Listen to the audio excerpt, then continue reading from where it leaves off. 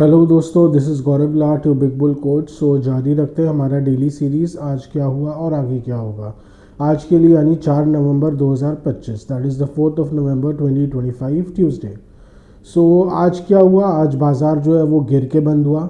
कल की हल्की सी तेज़ी के बाद आज मार्केट सुबह से ही प्रेशर में था और फिर लास्ट में गिर के ही बंद हुआ। निफ्टी की बात की जाए तो वो लगभग 166 पॉइंट्स गिरकर 25,598 पर बंद हुआ। That is it was down approximately 166 points, closing at 25,598। और वही बैंक निफ्टी की बात की जाए तो वो 274 पॉइंट्स गिरकर 57,827 पर बंद हुआ। That is it was down 274 points, closing at 57,827। So market की अगर बात करें तो आज थोड़ी सी कमज़ोरी के साथ ही खुला था। तो क्या हुआ था कि कल यूएस बाज़ार थोड़ी नरमी के साथ बंद हुए और आज सुबह को अमेरिकन मार्केट्स, जो अमेरिकन फ्यूचर्स थे और एशियन मार्केट्स, दोनों में आज गिरावट देखी गई। तो उसके कारण कहीं ना कहीं मार्केट का ओवरऑल सेंटिमेंट वीक ही था। ये इसके बावजूद कि जो दो बड़ी कंपनियां हैं, भारतीय एयरटेल और टाइटन, इन्होंने अच्छे नंबर्स इशू किए कल शाम को। तो उसके बाद भी मार्केट सेंटिमेंट थोड़ा वीक ही था। तो ये दोनों काउंटर्स तो ऊपर खुले, नो डाउट 2% के आसपास ऊपर ही खुले, पर कहीं ना कहीं इनसे जो गेंस आए वो बाकी सब सेक्टर्स ने गिर के अच्छा ही खासा कवर अप कर दिया। उसके बाद मार्केट जो है वो गिरते ही चला गया। सो एक जिसको बोलते हैं ना डेबिलिटेटिंग इफेक्ट मार्केट में देखा जा रहा था निफ्टी में। और फिर फाइनली जो समझ लीजिए दोपहर आते आते जो कल का लो था 25,650 के आसपास का जो लो था उसको भी निफ्टी ने तोड़ ही दिया और लास्ट में आते आते 600 के नीचे ही बंद हुआ। 25,600 के नीचे ही मार्केट बंद हुआ। सो निफ्टी कहीं ना कहीं वीकनेस तो था ही, जैसा कि हम कह ही रहे थे कि एक बार करंट बुल साइकिल तो लग रहा है ख़त्म हो जाए, पर एक बार उम्मीद लग रही थी कि कल चूँकि एफआई सेलिंग एकदम से कम गई है तो क्या पता चेंज भी हो जाए सिनारियो। पर प्रॉब्लम ये है कि एफआई सेलिंग थम तो गया है, काफ़ी थम गया, आज भी हल्का ही था, 1000 करोड़ के आसपास ही था। पर प्रॉब्लम ये है कि डीआई बाइंग भी कोई तगड़ा नहीं है। तो कोई तगड़ा डीआई बाइंग नहीं होने से और अगर लॉन्ग्स अनवाइंड करते रहते हैं तो मार्केट वैसे ही गिरते रहता है। ऊपर से ओवरऑल जो न्यूज़ फ्लो है वो भी वीक ही है। उसके अलावा अमेरिकन मार्केट्स भी बहुत बढ़े हुए हैं। अगर डाउ की अगर बात करें तो डाउ जो है वो 48,000 पे कहीं ना कहीं रेजिस्टेंस तो दिखा रहा था, 48,000 के लेवल्स पे जा रहा था और घूम के नीचे आ जा रहा था। तो कहीं ना कहीं वहाँ पे आज करेक्शन देखने को मिला। इनफैक्ट दोपहर आते आते तो 400 पॉइंट्स गिर चुका था डाउ फ्यूचर्स। तो ये मार्केट के लिए और थोड़ी चिंता वाली बात हो गई थी। उसी के कारण लास्ट में आते आते आप देखेंगे और गिरावट आई मार्केट में।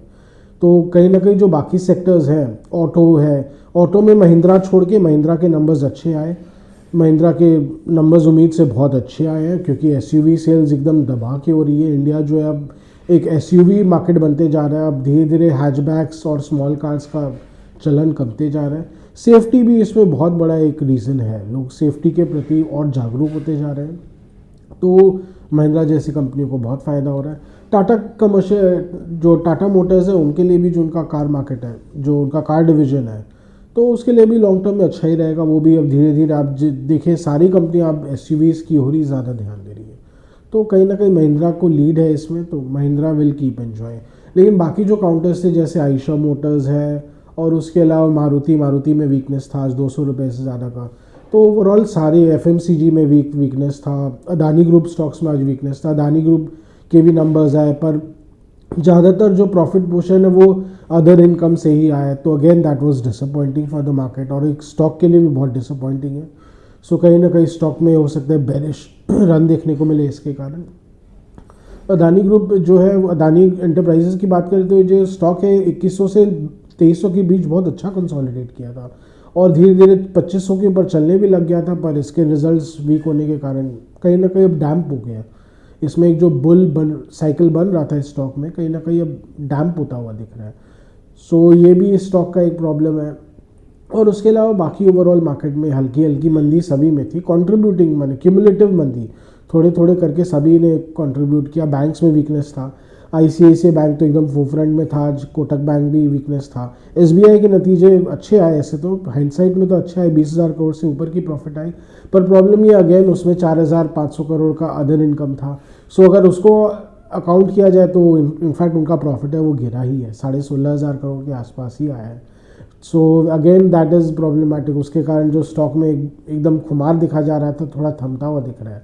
सो कहीं ना कहीं स्टॉक जो है वो 1000 रुपये के लेवल्स पे जाता हुआ दिख रहा था, बट लेट्स सी, अब मुझे डाउट हो रहा है क्योंकि मार्केट की भी मूड ख़राब होती जा रही है। तो लेट्स सी 950 के आसपास है ये स्टॉक। अगर करेक्शन आता है, जिसको बोलते हैं ना पोस्ट रिजल्ट हैंगओवर, मार्केट में बहुत नॉर्मल है, ये आता है तो क्या पता ये स्टॉक 900 के लेवल्स तक भी करेक्ट कर सकता है। SBI की बात करें तो यही था आजकल मोटा मोटी लेखा जोखा, और उसके अलावा mid caps and small caps में भी थोड़ी बहुत नरमी थी ही। ऐसे माहौल में तो नरमी रहेगी, लेकिन ये है कि उसमें कोई मेजर पैनिक सेल ऑफ करके बिल्कुल भी नहीं था। ये कहीं ना कहीं एक स्ट्रेंथ है इनका। और उसके अलावा कहीं ना कहीं एक IPO मार्केट भी जो इतना गर्म हो रखा है उसका भी हैंगओवर मार्केट में आता ही आता है। लोगों का जो रुझान है उनकी ओर ज़्यादा चला जाता है। लेंसकार्ट का IPO है, फिर अभी ग्रो का IPO, हालांकि बहुत अच्छा है ग्रो का IPO, बिकॉज इंडिया की number 1 broking company in terms of number of active retail traders, so retail accounts to be more specific. So कहीं ना कहीं उसके वो वहाँ पे भी बहुत पैसा जा रहा है। हालांकि 50,000 करोड़ से कम ही है। सो 50,000 करोड़ आज के दिन कोई बहुत बड़ी बात नहीं, देयर इज इनफ लिक्विडिटी। पर जब इतने सारे विकल्प मिल ही रहे तो आदमी ये सब शेयर क्यों आगे बढ़ चढ़ के क्यों ले, SIP की तरह लेते रहते हैं तो मार्केट में एब्जॉर्ब ही हो जाता है। सो कहीं ना कहीं हमें लग रहा है Nifty will keep debilitating towards 25,500 most likely. और अगर कोई बेरिश मोमेंटम बन गया तो वो भी टूट सकता है, बिकॉज कहीं ना कहीं मूड थोड़ा ख़राब दिख रहा है। हालांकि आगे चल के एक बहुत बड़ा क्वेश्चन आएगा मार्केट के लिए, क्योंकि US फेड ने अनाउंस कर दिया कि अपना जो क्वांटिटेटिव टाइटनिंग साइकिल था वो दिसंबर में एंड कर देंगे। क्वांटिटेटिव टाइटनिंग होता है एकदम ऑपोजिट क्वांटिटेटिव ईजिंग का। सो क्वांटिटेटिव ईजिंग में क्या होता है, जो वहाँ की जो सेंट्रल बैंक अमेरिका की, वो मार्केट से जो सरकारी बॉन्ड्स और ये सब प्राइवेट बॉन्ड्स इत्यादि ये सब आगे आकर मार्केट से खरीदती है, क्योंकि वो जो रूल्स है वहाँ पे वो अलाउ नहीं करते उनको डायरेक्टली गवर्नमेंट से खरीदने के लिए, पर मार्केट को लिक्विडिटी सपोर्ट देने के लिए वो डायरेक्टली मार्केट से खरीदते हैं। तो मार्केट में कहीं ना कहीं फिर लिक्विडिटी बन जाता है। अगर कैश की कमी होती है तो वो भर जाता है। तो कहीं ना कहीं बुक एंट्री के माध्यम से एक्चुअल कैश ना प्रिंट करके भी मार्केट में लिक्विडिटी लाया जाता है। सो अब ये चूँकि चल रहा था 2021-22 तक तो बहुत चला, उसके बाद फेड ने उसको रिवर्स कर दिया। फिर मार्केट से धीरे धीरे लिक्विडिटी हटाने लग गई है। एक्सेस बॉन्ड्स थे वो सेल करने लग गए, उनके बैलेंस शीट में थे।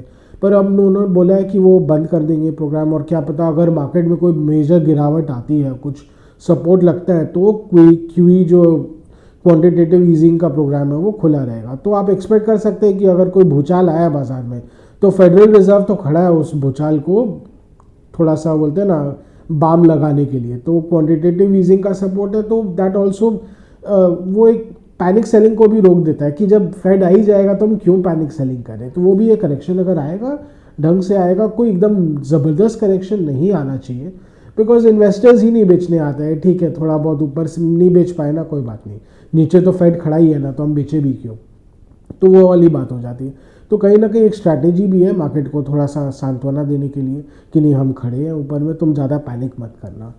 तो वो भी एक बात है। तो कहीं ना कहीं एक मार्केट के लिए बहुत अच्छा संकेत है मीडियम टू लॉन्ग टर्म में।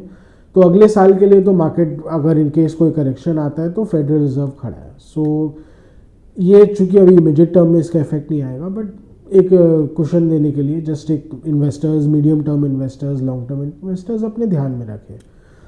सो मोटा मोटी यही था आज का लेखा जोखा। आशा करें कि आपको हमारी डेली व्लॉग्स अच्छी लग रही हो। आज का डेली व्लॉग यहीं तक रखते हैं। Do like, share and subscribe to our channel to hit the bell icon for regular update on our videos. Any stock specific views or queries required by you, please write in our comment section. We will get back to you and help you, guide you in any way possible, as much as possible by us. और अगर उसके अलावा आपको अगर कोई comments देने हो, feedbacks देने हो, सजेशंस देने हो, कुछ नए आइडियाज़ देने हो, तो please write in a comment section. Your suggestions, feedbacks, ideas are important for us to help improve our content और create new content and more engagement. हम तो एंगेजमेंट चाहते हैं, सीधा बात है. सो आज का डेली व्लॉग यहीं तक रखते हैं. Thank you.